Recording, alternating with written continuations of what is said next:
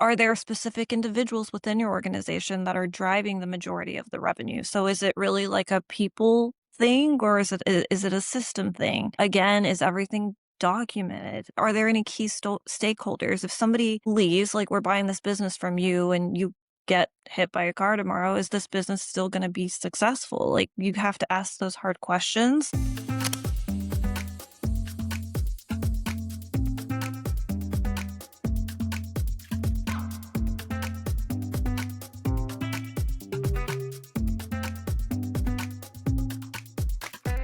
You're listening to Founder Mode, where we break down what it really takes to build and scale companies.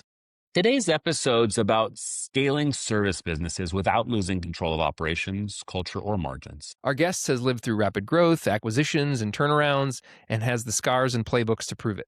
Before we interview her, Kevin, you're knee-deep in multi-location healthcare ops right now. What are you learning?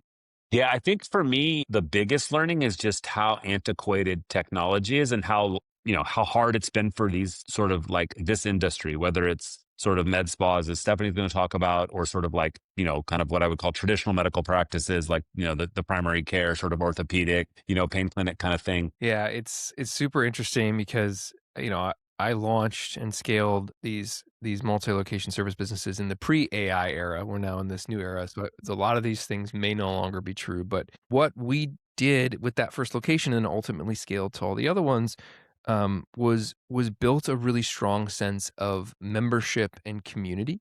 And I feel like, especially in our post-COVID lives and in this world where like there's so much fragmentation and so easy to get sucked into your vice, feeling like you're a part of something bigger than yourself is so important to people. And so that was huge for those businesses. And we did it with multiple others after Modern Animal as well, which was basically like, hey, why don't you become a founding member of this location? Why don't you be one of the first people? We're going to give you all this cool stuff and these benefits. You get to be special.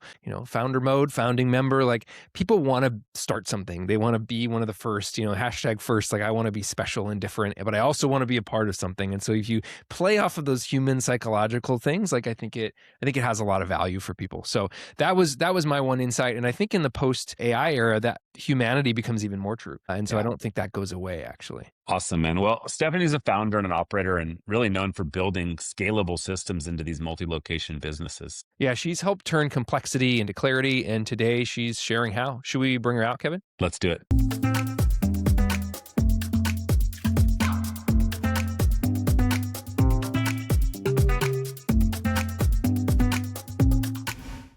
Stephanie, welcome to Founder Mode. You've built and scaled complex multi-location services businesses, often in high-pressure environments. Today, we're talking about really what it takes to scale, integrate, and operate when the stakes are high and the margin for error is low. Yeah. Welcome, Stephanie. So glad to have you here. I'm excited to be here. You've taken a lot of interesting businesses from zero to multi-million-dollar revenue in a short window. Tell us about what you focused on first to make sure growth didn't break the whole operation. I'd say the first and most important thing, and something that stays important from beginning to end, even afterwards, are the people. Um, so you have to give people trust and autonomy. Make sure you have the right people on board. Make sure you have the right processes in place, from onboarding to retention to follow-up. If you don't have the right people, you could really impact culture, client interaction. You can have the best systems in the world, but if you have the wrong people, they don't matter. So I would say that would be the most important thing to focus on, beginning, middle, and end. Your people. I like it. And I think, one of the things like, you talk about the people, but like, what was one of maybe the biggest mistakes that founder make when they're trying to like copy paste like that successful first location? A few things: not being clear on the vision or communicating the vision or the why when you are scaling the company, not having everything tightened up. Things that might seem very corporate, like a handbook or operations protocol, having everything documented. Like I said earlier, having proper onboarding because you want consistency across all your locations. You have to have consistency in order to have scalability, 100%. Otherwise, you're building on quicksand. So when you think about what is an acquirable business, something that you believe, if you put the right system and process in place, you'll be able to scale it. Are there certain things you're looking for when you're going on a kind of M&A spree or saying, "Hey, we're looking at this business that's similar to ours and we want to add it so we can grow customers or add service lines?" Like how do you evaluate the ones that are going to work versus not? Yeah, it's funny, I actually just got off an acquisition call, and I could tell some of the questions I was asking were a little bold, but you have to ask questions, like, ask questions beyond what you see on the financial statements, gross margins by your service and products, employee contribution margins, like, sure, we pay these in salaries or whatever, but break it down to me. What's base? What's commission? What's your traditional overhead? Are there specific individuals within your organization that are driving the majority of the revenue? So is it really like a people thing or is it a system thing? Again, is everything documented? Are there any key stakeholders? If somebody leaves, like we're buying this business from you and you get hit by a car tomorrow, is this business still going to be successful? Like you have to ask those hard questions. Another thing I try to ask too is about failures. Like if you could go back in time, what would you do differently? Where did you exhaust a lot of money that you wish you would have put somewhere else and why? And I feel like that kind of cuts through the sales pitch that you typically get during these conversations where they want to wrap a bow on everything and not just show where there might be gaps that you may not see, but also show a level of vulnerability in the people you might be working with. And then let's just say it's one of the ones you did go through and acquire. What did you take in like the first 90 days to sort of approach or rectify that? Or what did you do differently because you heard something in these kind of like sort of diligence case that forced you to sort of take a different approach or a different sort of move in that, kind of after you've acquired it? Yeah, I think it's the same. It's almost kind of, it's really similar to if you even did something de novo, right? Where you kind of want to hit the gas pedal and move full speed. You've done this acquisition, but you have to have, again, open communication and patience and sit back, level set about what the expectations are with what you're inheriting from like a goodwill or damage perspective, if that's even the case. And then strategize it like chess. I mean, it truly is like a game of chess. If you are rushing it, you could lose people really quickly if you're not really thinking about the perceived value of this integration from a client or an employee perspective. And how do we optimize that, communicate? It really boils down to communication, I feel like, with everyone. So I don't know if that answers your question, but Yeah, totally. So, Stephanie, you've stepped into some businesses during crisis moments. What are those metrics that you're looking at in that crisis to understand what's actually going wrong? And so you can kind of separate what's on fire versus what isn't. again, communication and presence. So when I stepped into that crisis moment, I would say there was a lot of fear. And even if you have the fear yourself and you're like going to bed drenched in sweat or crying every night because you're trying to think of what is, what could have been, what might happen. The reality is at the end of the day, you are that person everyone's looking to make them feel comfortable and trust that everything is okay. And even if you don't know that answer, you could at least promise to them to be the best version of yourself and show up for the organization and for the clients. People want to be heard. They want to like understand and feel like everything's going to be okay. And once you're past that initial stage of communication, it's just giving them transparency, even if it is a situation of crisis. Like people aren't naive to it. So why not be transparent about what we're doing, how we're doing it, how we're navigating it?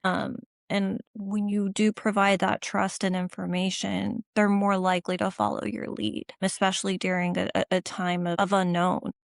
So I would say those would be the first things I would focus on if I was hopefully never again, but if I was in another crisis moment, it's focusing on the people and communicating and being transparent and moving with integrity too. I mean, you had to step up in a big way when the CEO you worked for kind of had to step down for legal reasons. And so, can you maybe share more about that wild chapter? And like, I mean, I think you talked about some of the things around communication and sort of stabilizing things, but what other insights do you have for founders out there that maybe step into or get forced into sort of one of these firestorm type moments and, What advice do you have for them? Well, first of all, I don't wish what came my way on anyone. I do in hindsight, like, I very much appreciate the founder and CEO for trusting me to fill his shoes because they were very big shoes to fill. What I wasn't prepared for when I did step into that role was kind of like the wave that came, or it wasn't one wave, it was never-ending waves, it felt like, that came after that. Um, what I would tell other founders is you're not alone, even though you feel very alone. Kind of that chapter was crazy and every like not every, but a lot of things that you would be afraid of as an entrepreneur or a CEO or founder or anything like that kind of happened. Public scrutiny, exodus threats, financial crisis, stabilizing the company to be cash flow positive because you're not relying on contributions, dealing with like turnover with vendors and employee turnover, and simultaneously trying to build a team to get you through these unknown times, but still provide them the trust and rah-rah and camaraderie, even though you're dealing with like the backside and of it all. It's not easy, but at the end of the day, you have to kind of be that like stoic person between everything, like the investors, the previous CEO. I cared about making sure the company succeeded, but at the end of the day, I cared about the people. I wanted to make sure that they had a job to come home to, or job to come to, and had food to bring home, and that didn't stop. And it was like a fight or flight situation. But again, I think when you act with integrity and you don't panic and you try to just strategize and create a roadmap and um, navigate the hurdles as they come in the most stoic way possible, then you build this culture of we're going to get through it and we're going to succeed through it. And I think like the biggest lesson is fires also show what matters. And so it really did create it lifts the, I don't know what the saying is, but it lifts the hood, right? Like you see everything because everything's on fire. And it's certainly not, like I said, something I would wish on anyone. Aside with that, like at heart, I'm finance and operations. So we definitely cut non-core things, over communicated, excessively focused on cash. Like we obsessed over it because we had to, which in turn made us profitable. And in the end of it all, we didn't just survive it. We almost doubled revenue in a few years, 2 years, and increased EBITDA and even opened new location. Like, so crisis definitely forced clarity, but I don't regret it. And I don't mean this in a masochist lens, but I'm grateful for it. You live Probably to took tell the off tale. like 20 years of my life, but I'm grateful for it. Well, Nice. you survived it, and I think that's important, and we appreciate you sharing kind of what Of you went course. through and also what you learned from it. I'd love to dig into what gives you energy now. Like, what are you fired up about that gets you really excited to build? And in the context of these kind of multi-location and med spa businesses that you've built, like, what is the thing where you're like, man, I just love doing this? I really like building teams. We use like a behavioral assessment tool. It's called Culture Index. And it's been very helpful, but I love seeing the people I bring on board hang out outside of work and create these like lifelong friendships, and even with their clients too. Like I really love building teams. I also love building scalable systems. Like it's like a puzzle almost. Like I don't know. Like that sounds really nerdy. I'm curious for like in a med spa, like first, like when you say med spa, like what does that mean? And then second, like what is it from a systems point of view that like, man, this is a system that you would like, if you ever do another med spa or if somebody's out there that's thinking about doing a med spa, like what's a system they just absolutely have to build? It's a loaded question. Well, first, I'm the founder and CEO of Attune. It's a wellness med spa, which we combine vanity with longevity. For instance, you have been breaking out with acne, we could treat it with facials, lasers, then eventually treat your scarring, etc. from the outside. But we're going to want to get to the core of why you're having acne. It could be something nutritional, it could be something hormonal.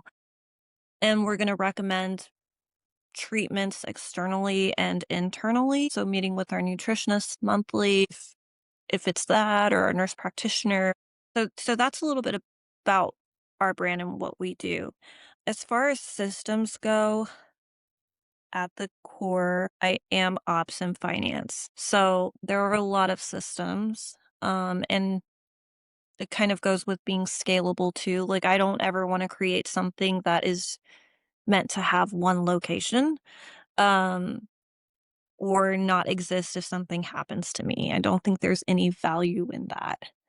Definitely need a strong POS EMR system, 100%. You want something that has a lot of automations, perhaps a marketing add-on where it takes past appointments and sends out reminders after 3 months, 6 months, etc. One thing that we do a little differently from a lot of clinics is we do have a CRM as well, so we have HubSpot implemented. We also use a lot of different marketing tactics like digital ad agencies.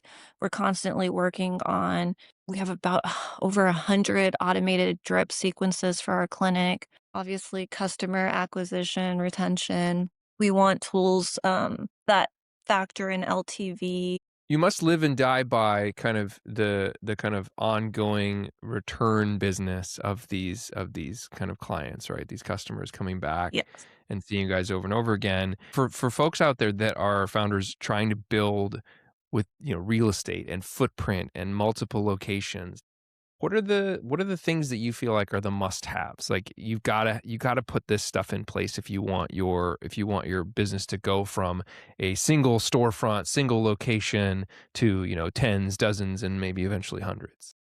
I mean, definitely before you even pick locations, want to look at data and analytics, like partner with a real estate broker or something and get placer data if you can. Yeah. Aside from that, though, it's again getting very clear on your systems and making sure that everybody's trained properly. Um, Thinking about how you're going to market, how much you're going to put behind your marketing dollars. What's the one that's worked the best? What's been like the number one thing for you guys for growing Attune? I mean, I obviously worked somewhere else that had more locations, and our plan is to grow at Attune. The best thing for us is for this industry is Meta. Meta. Mhm.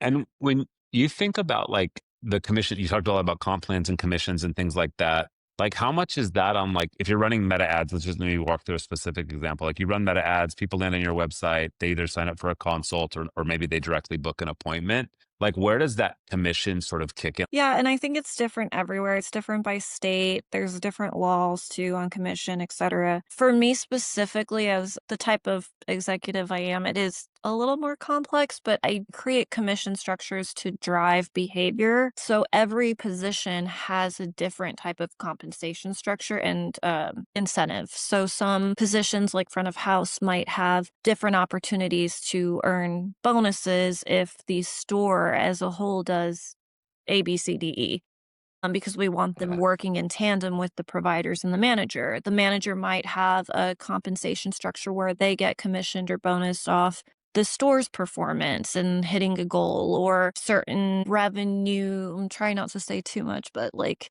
if we were to break out our revenue by type of revenue, she might get a certain percentage off one type of revenue, but get a higher percentage off another type of revenue. For instance, lasers that drive a higher Got it. So like that different drive product based higher commissions profitability. yeah, Yeah. makes sense. So, Yeah, and totally. then for other providers, there's different compensation structures too. It could be based off of revenue thresholds. Like if you get to here, you can get X percent. But the one thing I will say is even if you do have those incentives, it's making sure that you also have a culture and you don't have a compensation structure that also drives bad behavior. Like you never want your providers to sell something to someone that they don't need. Like, if you were bald, I can't tell because 'cause you're wearing a hat and someone sold you a I'm not. shampoo. I'm like, I Okay, have a okay. short hair, but I'm not Like, that bald. would be Yeah, yeah. unfair, It's right? just Like, that short. would be ethically Yeah, yeah. Like, wrong. no, selling me shampoo with no hair would be tough. Like, yeah, yeah, I agree. So, yeah, I mean, that's, like, obviously a Oh, sarcastic know that example. customer, I believe. Yeah. Yeah, and it's and I don't ever want that type of provider or clinic or culture. So, Don't want car salesmen yeah, so you have to in be the very wellness clinic. careful and Yeah. there's a fine balance, and I think that you also have to have a variable mindset with it too. If something's not working, be open to changing it. When I was in Texas, the types of services and revenues we were doing were completely different than what they are in Connecticut. And it took a few months for me to realize like this isn't driving any behavior. I need to change it. And I think oftentimes some entrepreneurs might be set in their ways and you just have to be open to test, not just changing, but testing too. Like do the work, run different models, run different analysis, run different scenarios. When I first created my first very complex commission structure, I probably redid it like 60 or 70 times. And this was during COVID, so I had nothing better to do. Founder mode. I was like, "No, I feel like we could drive profitability more if we just change this, if we tweak this, if we adjust this." And so, like, run the test, like, and if it doesn't work, it's fine. Like, that's what iteration is for. You just don't wanna be stuck in something that's Right. not So working. as we start to look ahead into the future, Stephanie, and consumer expectations and wellness trends shift, what's the coming? Like what are you seeing as the next big thing in your Technology, AI, more longevity, platforms that are more focused on retention and LTV because that hasn't really been a primary focus for a lot of platforms in our industry. I think consumers are more savvy, they want more data.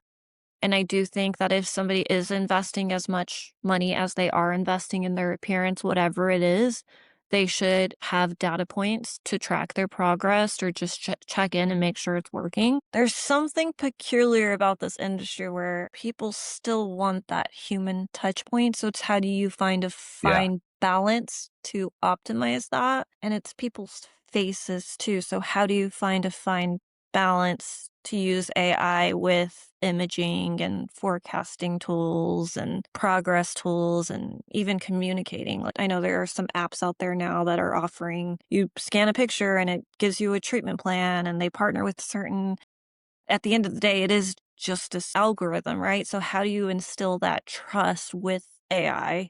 And I think with what's coming next, it's not losing that client trust and still having some of that human touch in it. But I do think that technology is the biggest thing coming for our industry and hopefully some type of consolidation between all the different tools that there are. So there is an app like that right now called, I think it's called Certainly, not to like cross promote them or something, but Yeah, yeah. and that's where I'm saying it's like, sure, this app could scan your face and say, Kevin, you have this sun damage, blah, blah, blah, I'll buy this $100, $200 product. Are you actually going to buy it? I might, because the thing is, if you told me that I could track, because I think the thing that I don't, because why, like, I don't even wear sunscreen, like, as much as I should, like, You like, should be what should I wearing put on my sunscreen face and then I every can day. track? No, I know, and everybody says it, but I'm like, dude, I need the picture that's like, dude, you went on the sun and it went worse or whatever. But enough about like, I would love to sort of, at some point, I got to do the research on this, but maybe you can pitch us your stuff. Like, what are you, how do people come find you? How do people, like, if they want to come try out your services or check it out, if they are in the East Coast and close by, like, how do they kind of get a hold of you? They could visit our website, attunemedspa.com, message me on LinkedIn. Yes, those machines work, by the way. They are unforgiving. They measure your That's what I pore need. Stephanie It's size, said he like, your wants the wrinkle unforgiving, the depth, beat down your by the sunspots, your yeah. redness, Yeah. and then they also, as they're measuring all of these things, like we have one at Attune, it will show you how you compare in your age range to other Perfect. people. nothing like a leaderboard. Yeah. I'm a sucker for a leaderboard or a So loser Well, you're yeah, board. bottom quartile. You better get on it, Kevin. Now I So, need to go get one of these machines. Stephanie, this has been so helpful, and we'll include all of that information in the show notes. Just appreciate you being here. This was a great primer on kind of multi-location founder mode. So just thank you for joining us. thank you for Thank you so having much. me. That was a Real Operators episode. Stephanie's through line was simple: people first, then systems, because scaling multiplies whatever you're already tolerating. Yeah, and setting aside your skincare, the part that stuck with me was her acquisition lens. Don't just read the financials, figure out if the business survives when like a key person disappears and whether the operation is actually documented. Yeah, and also that crisis chapter. I mean, communication, transparency, and presence aren't soft skills when things are on fire. They're the job. All right, Kevin, what were the founder mode 5 key takeaways? People come first. Wrong hires break culture and negate any system. Scaling requires documentation, SOPs, onboarding, and a clear vision enable consistency. Acquirable businesses survive without key individuals. Unit economics and concentration matter. Integration should be deliberate, move slowly, communicate consistently, protect trust. In crisis, lead visibly, over-communicate, focus on cash, cut non-core fast. If you're scaling a service business or thinking about adding locations, share this episode with someone on your team. And make sure you're subscribed to Founder Mode. We'll keep bringing you operators who've actually done the work. That's it for today, because scale only works when the systems come first.